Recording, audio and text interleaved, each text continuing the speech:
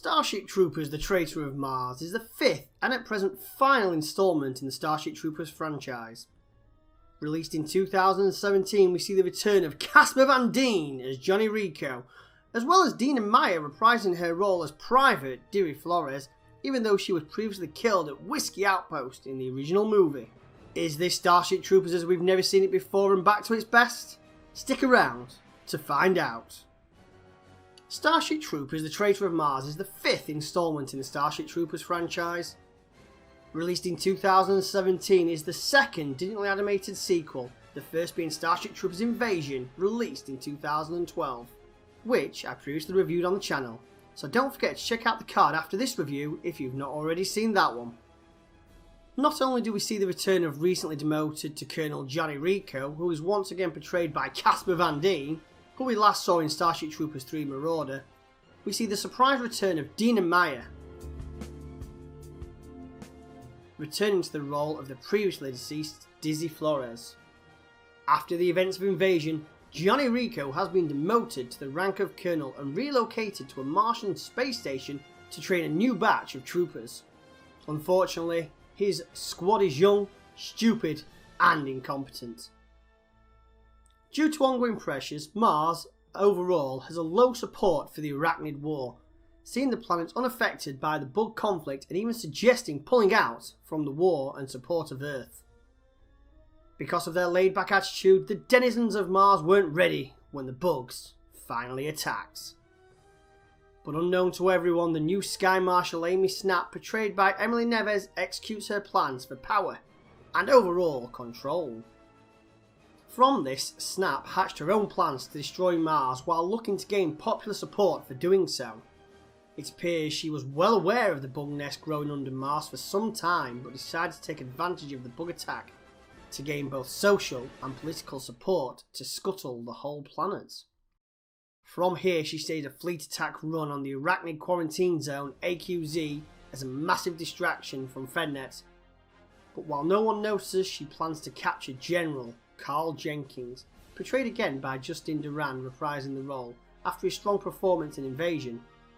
From this, she then fabricates a story in which the Federation was too distracted in the AQZ to save Mars and had to detonate a Q-bomb. And as we know, a planet destroyer whose power was demonstrated in the third movie Marauder. All of this to cleanse what she likes to call the bug threat, thus blaming Jenkins for the loss of Mars. But unfortunately for her, nothing went according to plan. During the bug attack, Rico and his team survived the initial assault and managed to land on Mars' surface. While the bulk of the Federation started their attack run on the AQZ, Snap catches Jenkins and disrupts all communications between both Earth and Mars. However, before he was captured, Jenkins telepathically reached out to Carmen Ibáñez to come back to Mars.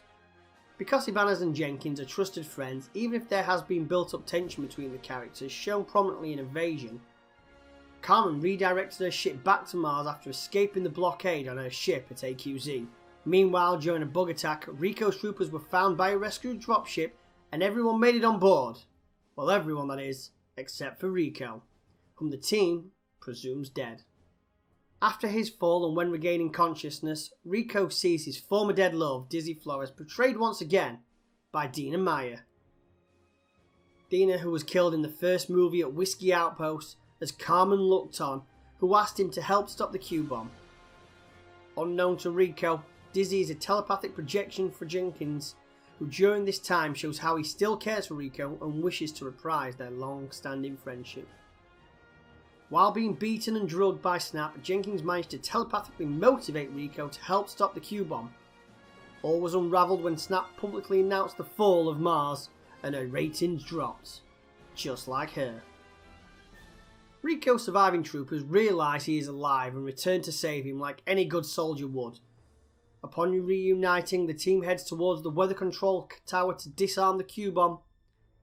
Subsequently, Rico's troopers overload the tower's system to improvise a massive explosive device to severely thin out the enemy forces. And with the FedNet back online, public reception of Snap turns negative. Carmen arrives with a dropship and rescues Rico's surviving team. And now with the team evacuated, the tower's destruction destroys the bugs within its blast radius, incinerating them all.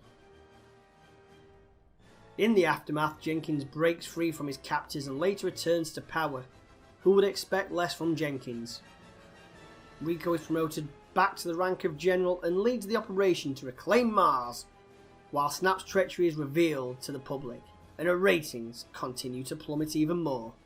So guys, who was your favourite character out of the entire Starship Troopers franchise? For me, there is so many amazing characters, but though Casper Van Dien isn't renowned for his amazing acting ability, there is no one better in my opinion to play Johnny Rico, and that's why he's my choice. But who's yours? Why don't you head to the comments below and let me know. So Traitor of Mars, it's visually stunning. It takes what they achieved digitally in the last sequel and they've built upon it to great effect.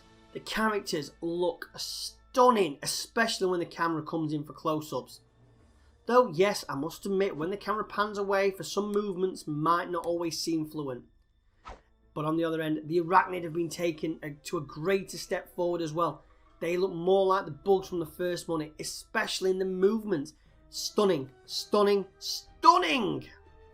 The blood and gore, used fantastic, showing the gruesomeness of the war but not oversaturated.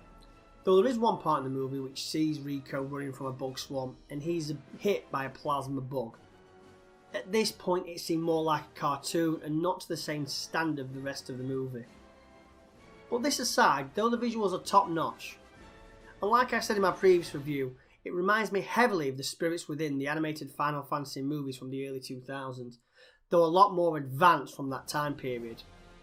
Though Dizzy was only a hallucination, well, a projection, and though it was obvious when she appeared it was Carl manifesting himself as Dizzy, it felt great to see Dina Meyer reprise her role, if only for a short time.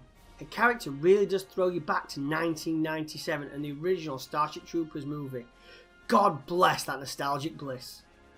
Captain Carmody Banners, who was once again portrayed by Lucy Christian, looked amazing.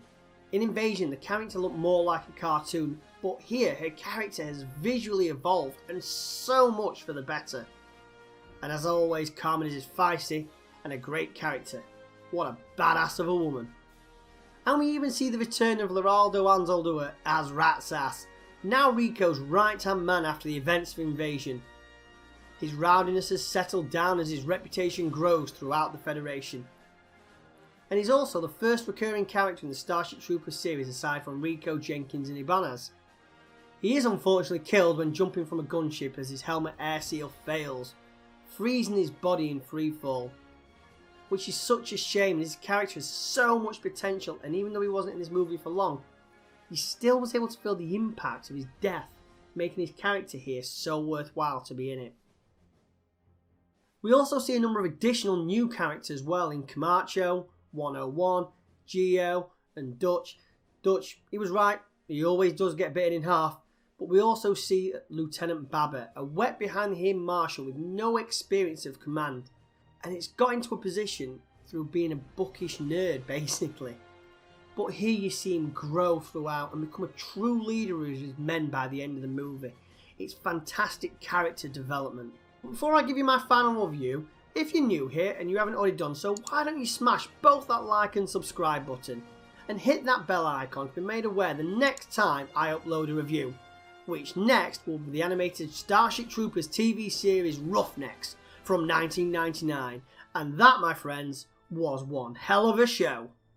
So Starship Troopers Traitor of Mars, it's visually amazing. It's a step up from the last movie. In Invasion, the characters have been developed more and the storyline is stronger than the last three movies, which can only be a strong step in the right direction. Yes, it has its flaws of course. Some actions don't make sense, the odd visual effect doesn't match the rest of the movie. But overall, the Starship Troopers Traitor of Mars is bringing Starship Troopers back to its best. And because of that, I can't rate Starship Troopers, the Traitor of Mars, anything less than 8 out of 10. Next up in this series, I'll be reviewing Roughnecks, the 1999 animated TV show of Starship Troopers, and I'll tell you now, it's one hell of a show. So which is your favourite movie in the franchise? Why don't you click on my previous reviews on screen now and let me know which is your favourite and why. Until next time, troopers, take care, and I'll see you all in the next review.